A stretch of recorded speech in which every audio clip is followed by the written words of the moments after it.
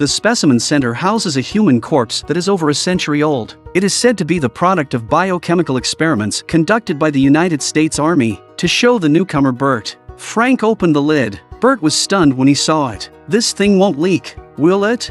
Frank confidently said that's what US Army engineers make. "How could it leak?" Not surprisingly, the next second was tragic. Frank, just a light tap. The gas inside leaked. The two people who inhaled the gas instantly fell to the ground. Even more terrible is that the gas spreads from the ventilation duct to the entire specimen room. The bodies that came into contact with the gas came to life. Although the two people woke up, they felt the body appeared different. When they got up and looked inside the jar, they found that the bodies had disappeared. Frank thought it might be because of contact with the air, and the body was dissolved. So they didn't care, closed the lid, and returned to the first floor. Since the smell was a bit too heavy, Frank grabbed the deodorant and started spraying, but at that moment, Bert seemed to hear the sound of barking dogs. They followed the sound and found that the puppy specimen had returned to life. Frank saw this and immediately finished him off with a stick. They had just taken a breath when there was another knock on the door of the human specimen room. Frank felt bad. It must be the gas in the jar that brought the body back to life. This must not be known to outsiders, or the whole company will be finished. So they called the boss of the company. After learning of the situation, the boss was so angry that he was furious on the spot. "Didn't I tell you not to touch the jar?" But things came to an end. The only way to get rid of the reanimated corpse is first. The three of them let the body out, but what they didn't expect was that even after blowing the corpse's head off, this zombie is still alive. Why is it different from the plot of the movie? Even if the corpse's head is separated, it doesn't help. They had no choice but to cut the corpse and send it to Ernie in the incineration room. Looking at the squirming bag, Ernie wanted to see what was inside. Because he doesn't burn live things here, the boss said he could look, but he had to keep it a secret, and Ernie agreed to do the same. But as soon as the bag was opened, the zombie's arm fell to the ground and grabbed Ernie's thigh. He was so scared that he sat right on the ground. When Ernie calmed down, the boss told him what had happened. After learning the truth, Ernie opened the incinerator and pushed the zombie in. They thought it was all over, but the smoke drifted into the sky, and it was raining heavily at the same time. Toxic gas mixed with rain fell on the cemetery, drenching several young men who were bouncing on graves. They wanted to drive away but found that the car had been tampered with by the director, and the rain got heavier and soon invaded the ground. The corpses in the cemetery began to move foolishly. The boss finally breathed a sigh of relief when he saw the bodies burn to ashes. Unbeknownst to him, a greater danger was about to come. Frank and Bert's bodies changed strangely as they inhaled the poisonous gas. Seeing the sickly appearance of the two, Ernie immediately called the emergency number. The ambulance arrived shortly afterward, but after examining them, doctors found that their blood pressure and pulse rate had stopped. It was a condition they had never seen before. From a medical point of view, they were dead, but the two men did not look completely dead. They were affected by the poison gas and slowly turned into zombies.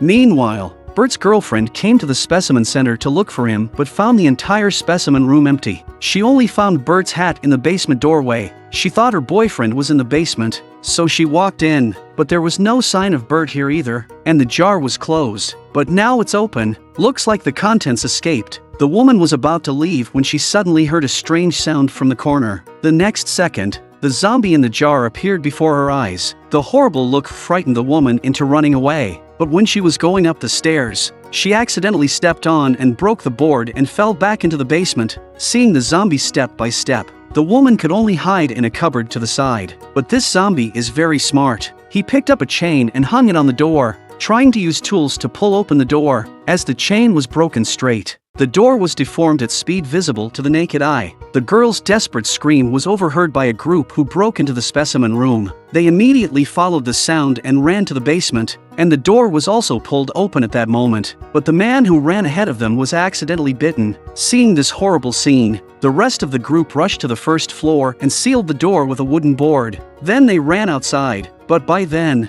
the rain was getting heavier. They had to find a place to hide for a while. When they stopped, something crawled out of the cemetery again. Several people were scared and scattered. One of the girls didn't have time to escape and was bitten to death by zombies. 3 escaped to the incineration chamber and immediately explained the situation to Ernie. The boss was furious when he learned that another dead person had returned to life. The biochemical virus is not under control.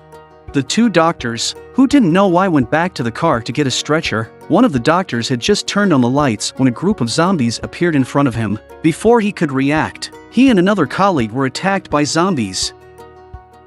The people in the house were discussing the escape, but the car was tampered with by the director. The only way out is to drive an ambulance to leave. However, when Ernie came outside, he found the ambulance door open. The doctor was nowhere to be found. When the door was closed, Ernie found the doctor who had been bitten. He was so scared that he immediately shot the zombies, but the bullets did not affect them. Zombies without legs chased after him instead. Ernie returned to the incineration room to tell everyone there were zombies outside.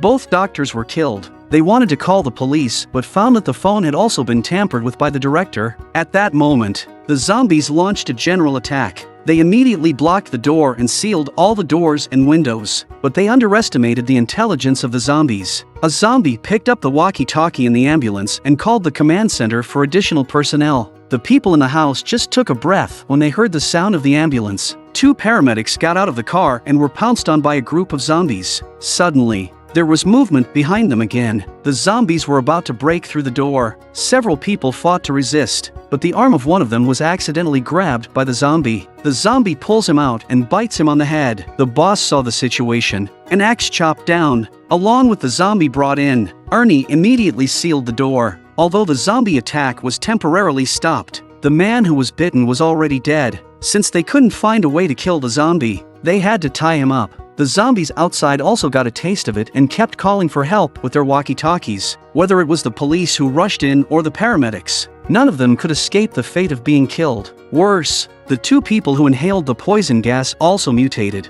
He started attacking other people in the house. At the critical moment, the other three arrived. The boss directly knocked down the zombies and locked the mutated two inside. The rest realized they couldn't just sit there and wait for death. So the boss took Miguel and broke through the siege, and prepared to drive the police car out of there, but the number of zombies was surprisingly large. They had just driven to the door to meet the others when they were surrounded by a large group of zombies. They had no choice but to drive away. The boss wanted to drive the police car in search of help but was again blocked by the crowd of zombies. They were forced to return to the taxidermy center. Here they met the two men who had been separated at the cemetery.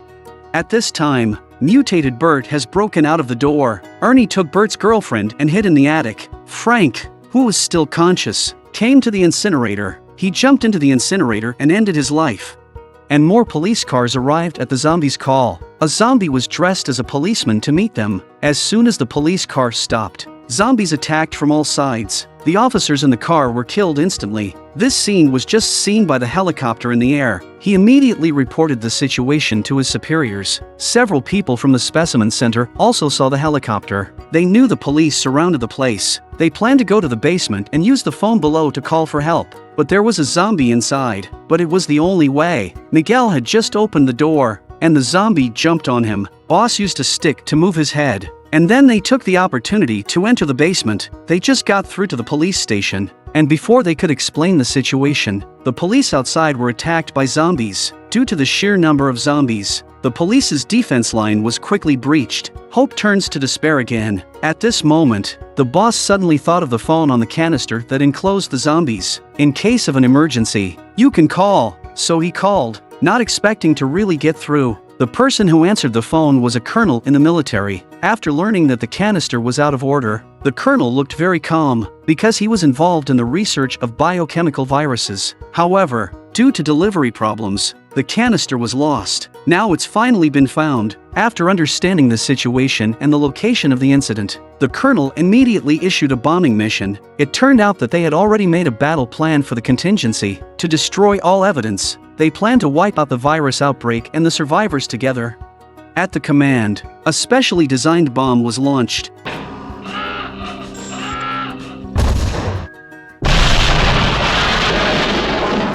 After an explosion, the entire area was flattened to the ground. But is it over? Remember to subscribe to my channel. I'll keep updating this series, and see you next time.